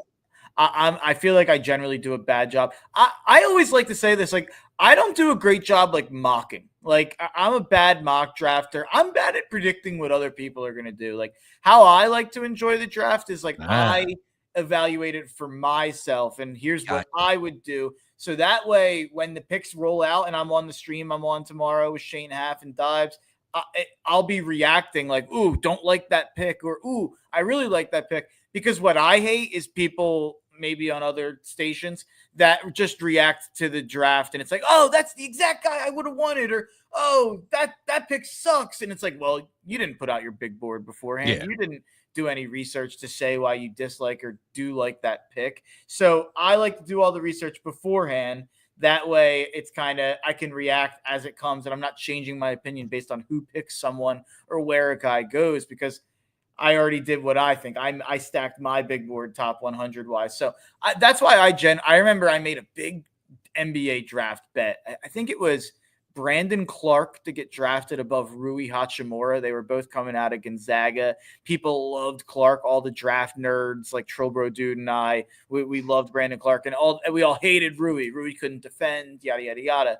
And then I made this big bet, and then Rui Hachimura went like 5 picks earlier than Clark, and I was like, you know what, I think I'm done betting on what picks GMs are going to make, because I have no idea. But what I will say is it is an absolute travesty, an abomination, and a joke that you can't bet on it in Pennsylvania. Hey, I'm sitting down with the governor in about 20 minutes. I'm going to bring it up to him. Future president? Hopefully. He's too normal, Mark. Yeah. That's the issue. Anyways, back to the NFL draft. Pick number 3 right here. We were just talking about this. Like, if I could wager, I'm definitely sprinkling on this. Ashton Genty is 30-1 right now. And for pick number 3 overall.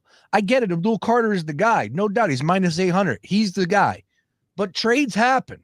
And like I said, there's information, there's news out there. So if you are in Jersey, you better sprinkle on that Genty at plus 3,000. I think it's well worth the play. I have a feeling that the trade might come at 4 instead of 3. Well, he's at 4-1 plus 400 there. Will Campbell's minus 500 for 4th. Yeah, I think if there's a trade down for Genty, I still think the Giants stick and pick with Abdul Carter. I think that's what they'll do. 4, though, is interesting because if you're New England, you could plot out a path in your head where you trade down to 6, maybe even 10, And Will Campbell's there. And if Will Campbell's not there, maybe Armin Membu's there. Like one of the top 2 linemen are probably going to be there if you trade down. So if you're New England, I don't even think it would take much to move down. Like I think you add 1 day 2 pick from Vegas or whoever the case may be. And I think we're going to talk about, the sexy options. Like, is Chicago going to trade up for Genty? Is Dallas going to trade up for Genty? I think it's really a 2-man race. And I think it's Jacksonville and Vegas. New England, they're starting to put out smoke that they might be interested. I think that's trying to get someone to trade up, maybe even Vegas at 6, to trade up above Jacksonville at 5. Because now there's all this buzz about Jacksonville at 5, which you're right. I've been talking about this for weeks now that the Jags should take Genty. I always thought there's no chance they would. It's a first-year GM, all this stuff. They have all these holes on defense.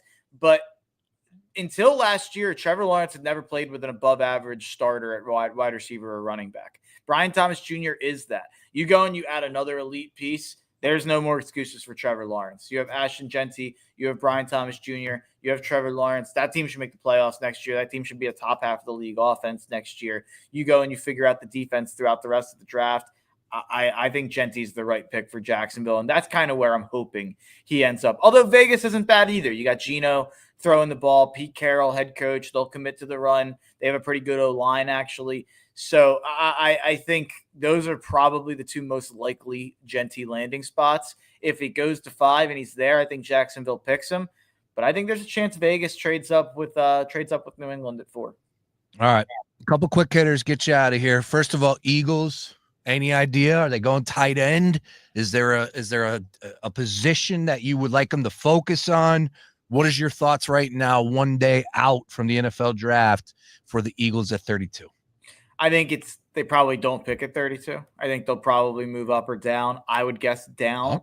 I would guess down. I would hope up maybe, but I would guess they probably move down. But I do think they move up or down. I am hoping for D-line, D-tackle, or edge. A lot of talk about tight end. Tyler Warren and Colston Loveland are going to be gone. There's names like Mason Taylor, Elijah Arroyo. I don't have my tight end 3 is ranked 88th overall for me on my big board. So if Warren and Loveland are gone, I have no interest in sniffing tight end until the late That's a reach. Round. That's a major reach by Howie if he takes Mason Taylor there, right? I'm not a fan. Yeah, it's not for me. I think Mason Taylor, Elijah Arroyo, Gunnar Helm, I'm missing it, Harold Fannin. I think they're all kind of different flavors of mid ice cream at the tight end position. So is there such thing as mid ice cream? Yeah. You big like coconut guy? Like I don't know. But that's a flavor though. That's what I mean. That's what I mean. Like mid flavor. I said mid flavors of ice cream. Okay, mid flavor. All right. Pistachio. Ooh, yeah.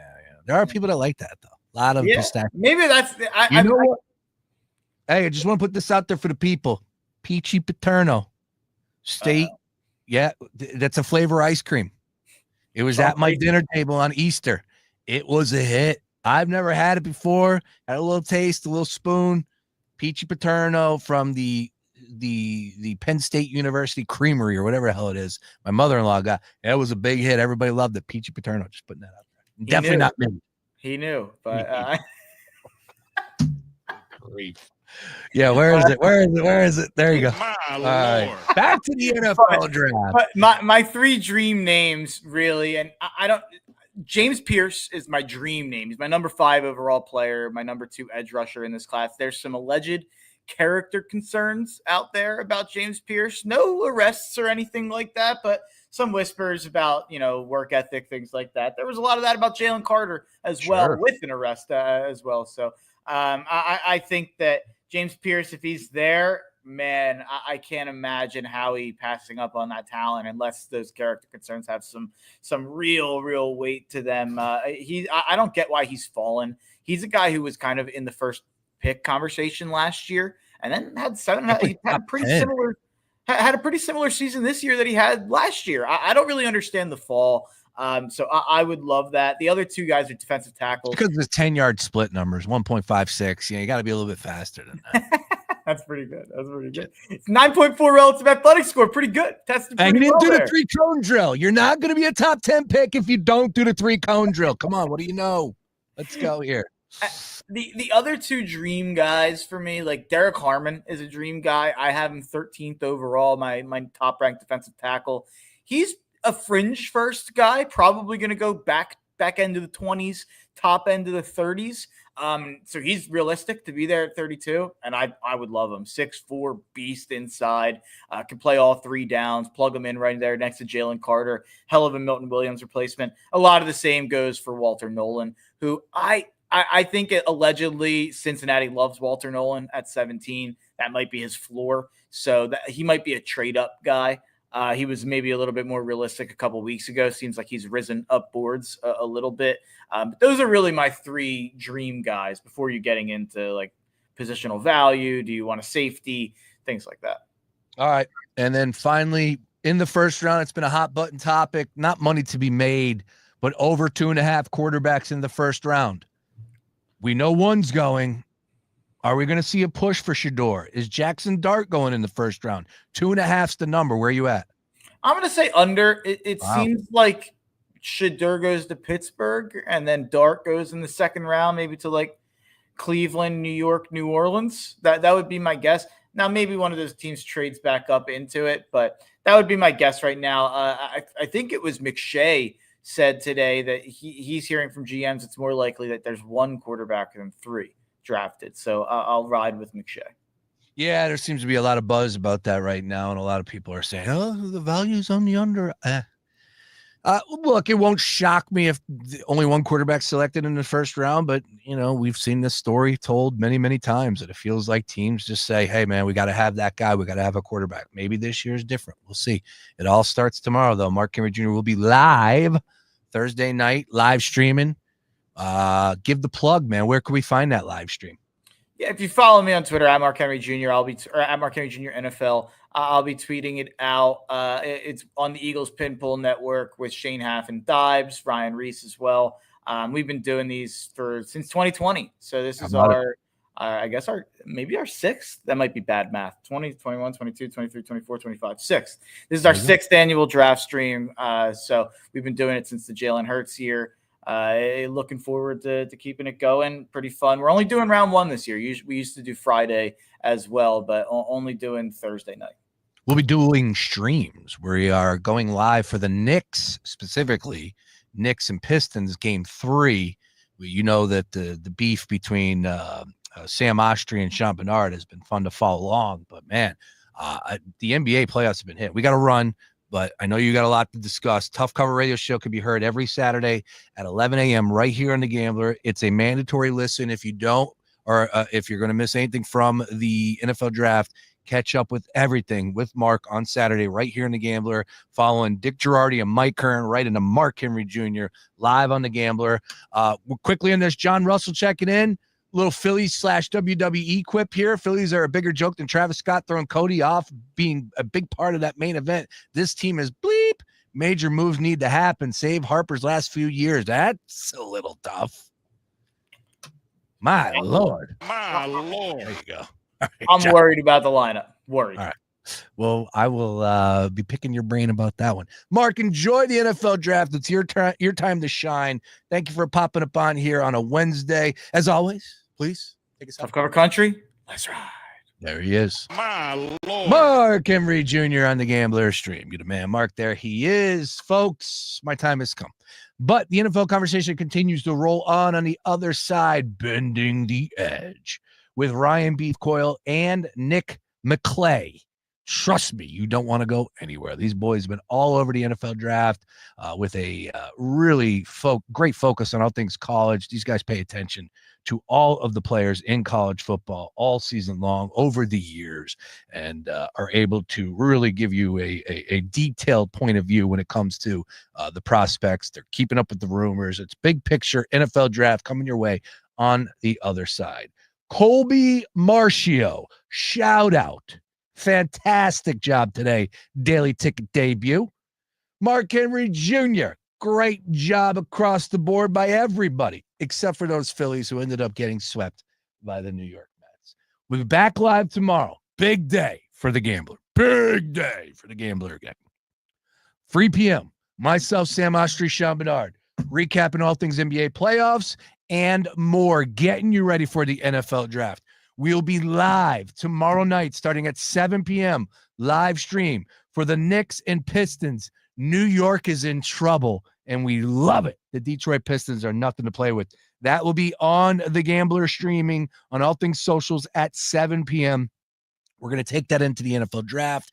We're going to do it in my studio. It's going to be a lot of fun. We're going to have Nick McClay, Ryan Beef Coyle, Sean Bernard, and Sam Austria hanging with me all evening long. Looking forward to having some fun on Thursday night. Everybody, enjoy the rest of your day. Vinny Pasquantino from Colby Marchio. Vinny Pasquantino for the Kansas City Royals, a base hit and a sprinkle on the home run. Let's go Big Ven and the KC Royals. Hey, if you're in the world of the online poker community, I'm going live with Governor Shapiro at 5 o'clock on his Instagram page. Big, huge announcement in the world of online poker, specifically in the state of Pennsylvania, the Commonwealth. The governor continues to hit home runs. This dude's an animal. I'll be live with him at 5 o'clock talking online poker.